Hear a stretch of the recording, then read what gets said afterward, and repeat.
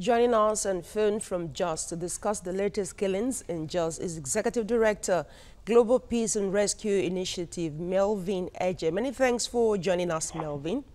Good morning. How are you today? Very well, thank you. Let's start with the president's speech when he visited Jos 2 days ago. He says, "I will continue to pressurize members of the law enforcement agencies directly under me by the Constitution as the Commander-in-Chief." Do you agree with that, given the fact that what happened with the Benue killings when the IGP of police left the place without informing the president? What do you make of that? Well, I think it's only proper for the president to issue that statement because, one, as a president, he cannot carry arms himself to come to the field. The president needs to put pressure, more pressure, if possible, rejig his cabinet, especially the security apparatus, to make sure they are more effective from what they are now. Because it's only funny that he sent the IGP to Benue last time, and the IGP has come there from his duty place. The president did not take any action. I do not think that is proper. So but frankly, Mr. President that I have heard of, Mr. President that I know about, I'm sure he's going to take a very proactive step this time around.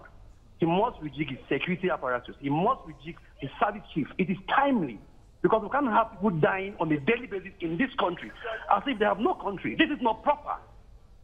All right, beyond the police, let's look at the DSS in terms of gathering of intelligence. And I'd like to link this to what happened in Dapchi. You remember what happened in Dapchi, where yes, there was a rumor that there was an information that this was going to happen and nothing happened.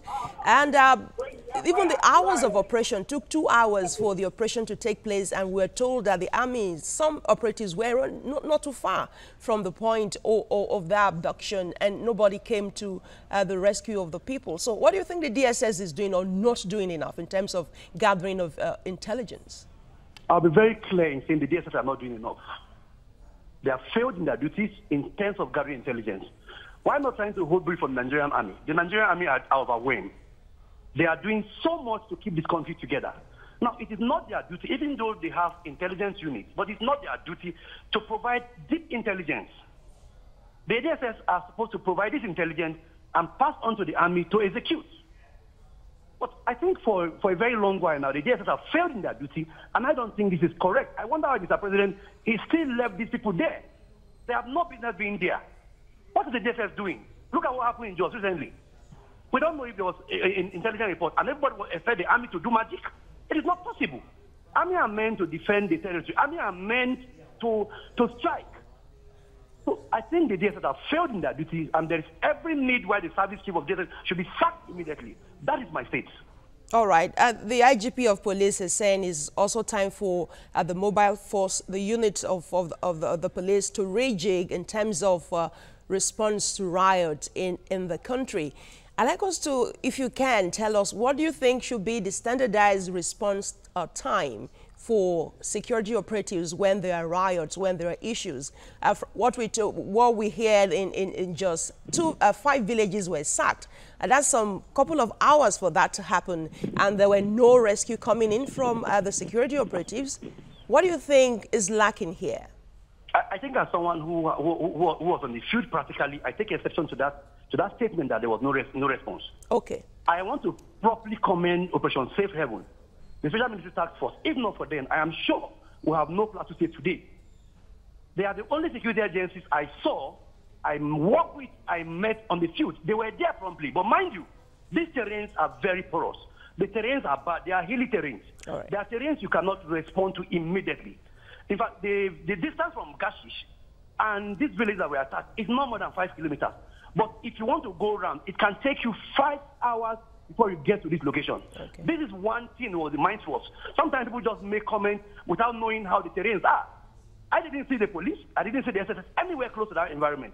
The only security agencies I saw on that day were members of Operation Safe Haven. So we must give kudos to them. Instead of condemnation, they did their best.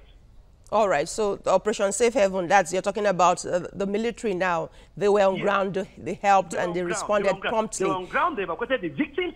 We together evacuated the victims, they provided relief material, and they repelled some of the attackers. This attack would have been more. They would have finish almost all the village in that environment. Okay, all right, but the question really is on the Nigerian police. They are trying to rejig, they are trying to up their game. So my question really, what do you think should be the standardized time for response time? That's the question, really. 30 minutes would have been appropriate. But how long will it take the IG to rejig the mobile police force until everybody is killed? It's late, but I think it is not too late if he can start now by rejigging his mobile police force. Because as long as I am concerned, they are practically ineffective. All thanks to the DIG that came in recently, who put in some colors in the security apparatus or in the police force. I think we're beginning to see them on the streets, we're beginning to see them in some of these crisis areas. But before now, they were not on ground, and I must say that clearly. Okay.